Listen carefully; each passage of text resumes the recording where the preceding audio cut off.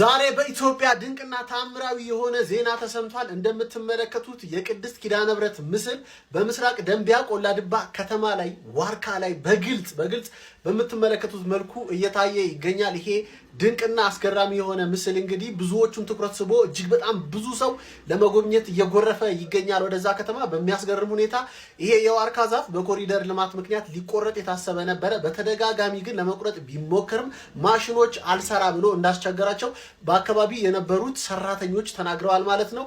ከኮሪደር ልማቱ ከመቆረጥ የተረፈው ይህ ዛፍ እንደምትመለከቱት በአስደናቂ መልኩ የቅድስት ኪዳነ ምሕረትን ምስል ይዞ አሁን እየታየ ይገኛል።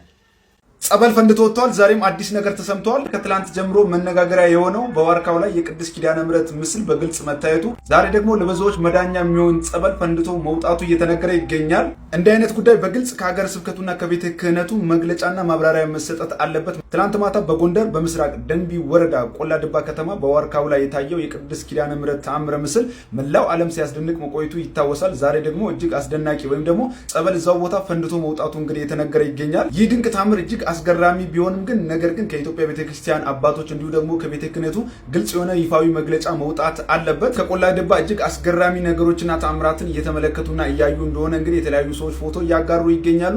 ይህ ጉዳይ ግን በአባቶች እንግዲህ ትክክለኛ ውሳኔና መግለጫ መሰጠት አለበት። ይህን ቪዲዮ ኮፒ ሊንክ፣ ሼር፣ ሪፖስት በማድረግ እንግዲህ ለአባቶች አዳርሱ ማለት ፈልጋለሁ። ሐሳብ ካላችሁ ኮሜንት ላይ ጻፉልን። ፎሎ ማድረጋችሁ እንዳይረሳ። አርባ ምንጭ ላይ የተከሰተው ከኋላ የምትመለከቱት ቪዲዮ ከትናንት ጀምሮ ሲዘዋወር ነበር። ታዲያ ስለ ሁኔታው ለማጣራት ሙከራ አድርጌ ያገኘሁትን መረጃ ላካፍላችሁ። አንድ ሰው አይኑ ተገልጦና ነቅቶ ሳለ ነገር ግን ከአካባቢው ጋር ምንም አይነት ግንኙነት ማድረግ ባይችል ወይም እንደ ሐውልት ዝም ብሎ የሚቆም ከሆነ ይህ ሁኔታ ካታቶኒያ ይባላል። ካታቶኒያ ያለባቸው ሰዎች አብዛኛውን ጊዜ ድምጽ አውጥተው አይናገሩም። አልፎ አልፎ ደግሞ የሰሙትን ቃል ዝም ብለው ሊደግሙ ይችላሉ። በብዛት ሰውነታቸውን ወይም እጅና እግራቸውን ባልተለመደ ሁኔታ አጣጥፈው ለረጅም ሰዓታት ሳይንቀሳቀሱ ሊቆዩ ይችላሉ። አንዳንዴም አንድን እንቅስቃሴ ደጋግመው ሲያደርጉ ይታያሉ። ካታቶኒያ አብዛኛውን ጊዜ የሚከሰተው በከባድ የድብርት ህመም ወይም በስኪዞፍሬኒያ ምክንያት ነው። እንዲህ አይነት ምልክት ያለበት ሰው ካጋጠማችሁ ተደግሞበት ነው ወይም ክፉ መንፈስ ነው ብላችሁ ከመገመት ይልቅ ወደ ስነ ልቦና ባለሙያ ውሰዱት። መረጃው ለሌሎች እንዲደርስ ላይክ እና ሼር ማድረጋችሁን አትርሱ። መልካም ጊዜ። በዚህ ሰዓት ስለ ሟች ቀነኒ አዱኛና አንዱዓለም ጎሳ አንድ አዲስ የተባለ መረጃ ተሰምቷል። ድምፃዊ አንዱዓለም ጎሳ በአባገዳ አባቶች ውሳኔ ከማህበራዊ እገዳ ነጻ ተብሎ ወደ መደበኛ የሙዚቃ ስራው እንዲመለስ የተወሰነ ቢሆንም የሟች ሞዴል ቀነኒ አዱኛ ቤተሰቦች ውሳኔውን እንደማይቀበሉት አስታውቀዋል። የሟች ቀነኒ አባት የሆኑት አቶ አዱኛ ዋቆ በሰጡት ምላሽ የገዳ አባቶች ጋር ያልተስማማንበት ነጥብ የገዳን ስርዓት ካለማክበር ሳይሆን የቀነኒ ጉዳት በግልጽ ሊጣራ ይገባል ከሚል አኳያ ነው በማለትም መልሰዋል። አቶ አዱኛ በሂደቱ ላይ ስለቀረበው የካሳ ወይንም የጉማ ጥያቄ ሲያስረዱም በጎጂው በኩል እየተባለ ያለው አልገደልኩም፣ ነገር ግን ጉማ እከፍላለሁ የሚል ነው። እኛ ደግሞ የልጃችንን ጉማ አንበላም በማለትም መልሰዋል። ይህም የቤተሰብ ተቃውሞ የተሰማው ታዋቂው ድምፃዊ አንዱዓለም ጎሳም ታህሳስ 21 ቀን 2018 ዓ.ም በታላላቅ አባገዳዎች ፊት ለፊት ቀርቦ ቡራኬ ከተሰጠውና ወደ ሙዚቃ ስራው እንዲመለስ ተፈቀደለት ከተባለ በኋላ ነው። እናም ድምፃዊ ከሞዴል ቀነኒ አዱኛ ህልፈት ጋር ተያይዞ ተጥሎበት ከነበረው ማህበራዊ እገዳ ነፃ መባሉን ተከትሎ ወደ ስራ ለመመለስ ዝግጅት እያደረገ መሆኑን ተናግሮም ነበረ። በዚህ ጉዳይ ላይ ያላችሁን ሐሳብ ኮሜንት ላይ ጻፉልን። ፎሎ ማድረግ ቤተሰብ ይሁኑ። የዚህችን ልጅ መጨረሻ ተመልከቱና ሐሳባችሁን አካፍሉኝ። እንደምታዩት ዝናብ ዘንቦ መሬቱ ውሃ ይዟል። ታዲያ ከጓደኛዋ ጋር እየተሳሳቁ ውሃው ላይ ትዘላለች። በመጨረሻም ምን ይፈጠራል? ተመልከቱት። እንዳያችሁት ተነስታ ምንም እንዳልተፈጠረና እንዳላመማት አክት ስታደርግ ይታያል። እናንተ ብትሆኑ ህመማችሁን ዋጥ አድርጋችሁ ትስቃላችሁ ወይስ ግልጽ አድርጋችሁ መፍትሄ ትፈልጋላችሁ? ስሜታችሁን አጋሩኝ። በዚህ አጋጣሚ አንድ አስቸኳይና ጥብቅ መረጃ ልንገራችሁ። ሰከን ሪል ስቴት ጎተራ ላይ የነበረውን ፕሮጀክት አጠናቆ ለደንበኞች ለማስረከብ ጥቂት ጊዜ ብቻ ሲቀረው ጥብቅ የሆነ መረጃ ተሰምቷል። ታዲያ ሰከን ሪል ስቴት ቦሌ ማተሚያ ላይ ባለ 22 ወለል ቅንጡ ህንፃ ግንባታ ጀምሯል። ለፓርኪንግ ብቻ 6 ወለል፣ ጂም፣ ላይብረሪና እንዲሁም ሌሎች ዘመናዊ ነገሮችን ያካተተ ፕሮጀክት ነው ተብሏል።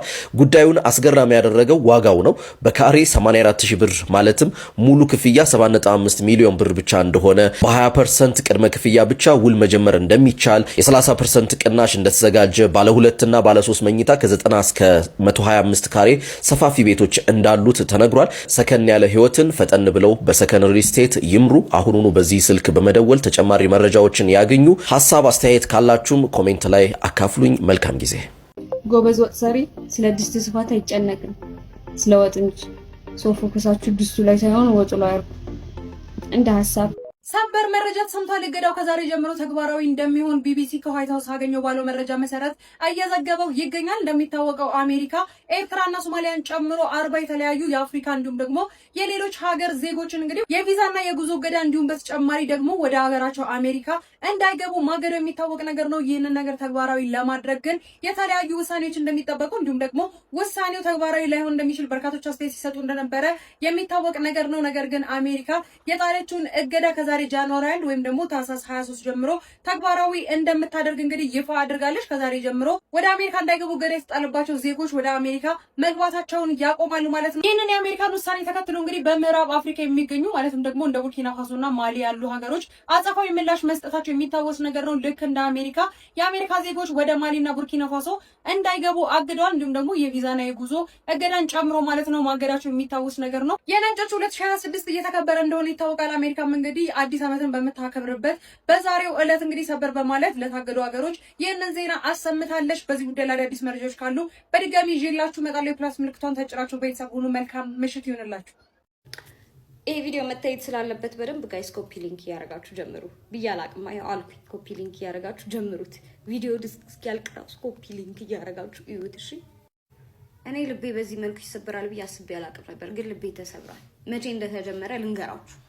ሰኞ ዕለት አይደል? አዎ ሳምቡድ ይመጣልና ናይ ኤርፖርት መቀበል ከፈለግሽ ስባል አሸሸገዳሜ ብቻ ስል ሰው ያው ቢዚ ሞኛ አላጠናውም ነበረ እና ሰኞ ደግሞ እኔ ፈተና ነበረኝ። አይ ላጥናል ትምህርቴ ላይ ላተኩራል።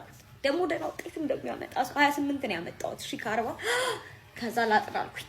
ከዛ ቀረው ኮንሰርቱን ደግሞ አሁን ቅዳሜ ያለ ጃንዋሪ 3 እሱንም ኮንሰርት እኔ ገባለሁ እንዴ? አልገባም። ለምን? ልደት አለብኝ። በርዝዴይ ዲነር አለ። እኔ ማለት ነው በቃ ሳምቮድ ከ14 ዓመት በኋላ መጥቶ ላላየው እንደሆነ ሳስበው ልቤን እያመመኝ ነው ያለው። ግን እናንተ ይውልኝ ትኬት ልሸልም ነው የመጣሁት። እንዴት እንደምሸልም ራሱ አላውቅም። ወይ እንዴት ልሸልም ትኬቱ እንዴት ላድርገው? በቃ ለሆነ ኮሜንት ስር ላላችሁ ለሆነ ለሁለት ሰዎች ወይ ለሶስት ሰዎች ምናምን ትኬት ይሰጣችኋለሁ። ጃንዋሪ 3 ነው አሁን ቅዳሜ ነው። ሳምቮድ አለ፣ ናቲ ኃይሌ አለ፣ ሄኖክ አበባ አሉ ሶስቱ አሉ ይሁና እና 3 ትኬት ተሸልማችኋለሁ። ላልተሸለማችሁ ሰዎች ደግሞ ቪአይፒ 2000 ነው፣ ቪቪአይፒ 8000 ብር ነው። ሂዱና ተዝናኑ፣ በኔ ምትክ ተዝናኑ። እሺ ትኬት ግን እሸልማለሁ። እሺ ጋይስ ግን በደም ኮፒ ሊንክ ምናምን አድርጉ። እሺ አሁን የተሰማ ሰበር መረጃ አለ። በድምፃዊ አንዱዓለም ጎሳና በሟች ቀነኒ አዱኛ ቤተሰቦች መካከል ሲካሄድ የነበረው የባህላዊ እርቅ ሂደት በይፋ መቋረጡ ተገልጿል። ነገሩ ከታሰበው በላይ ውስብስብ ሆኗል ነው የተባለው። የእርቁ ሂደት እንዲቋረጥ ያደረጉት 3 ዋና ዋና ምክንያቶች ሲሆኑ የመጀመሪያው የቤተሰብ ቅሬታ ነው። የሟች ቀነኒ አባት አቶ አዱኛ ዋቆ ድምፃዊው በዋስ መፈታቱ እንዳሳዘናቸው ገልጸው የልጄን ደምም ሆነ እውነት እስካሁን አላገኘንም ብለዋል። ሁለተኛው የስርዓቱ አካሄድ ነው። የአባገዳዎች ስብሰባ ወይም ጋዲሳ በ3 ጊዜያት የተካሄደ ቢሆንም በአራተኛው ቀጠሮ ላይ የሟች አባት ሳይገኙ ቀርተዋል። አባገዳ ጎበና ሆላ እንደገለጹት ቤተሰቡ ለእርቁ ፈቃደኛ ባለመሆናቸው ሂደቱ ተቋርጧል ብለዋል። ሶስተኛው የእውነት ፍለጋ ልዩነት ነው። አቶ አዱኛ ገዳዮች ሳይለዩና ድርጊቱ ሳይታመን ጉማ ወይም የደም ካሳ አንቀበልም በማለት ሂደቱን ተችተዋል። አንዱዓለም በበኩሉ ድርጊቱን እንዳልፈጸመውና እውነቱ እንዲወጣ እንደሚፈልግ ለአባገዳዎቹ ሲገልጽ ቆይቷል። ቤተሰቦቿ ቀነኒ በሰው እጅ እንደተገደለች ሲያምኑ አንዱዓለም ግን ራሷን እንዳጠፋች በመግለጽ መከራከሩ በሁለቱ ወገኖች መካከል መግባባት እንዳይፈጠር አድርጓል። እናንተ ምን ትላላችሁ? እንዲህ አይነቱ ስብስብ የወንጀል ጉዳዮች በባህላዊ የእርቅ ስርዓት መጠናቀቅ አለባቸው ወይስ በፍርድ ቤት ውሳኔ ብቻ? ሐሳባችሁን አካፍሉኝ። መረጃው የፋስት መረጃ ነበር።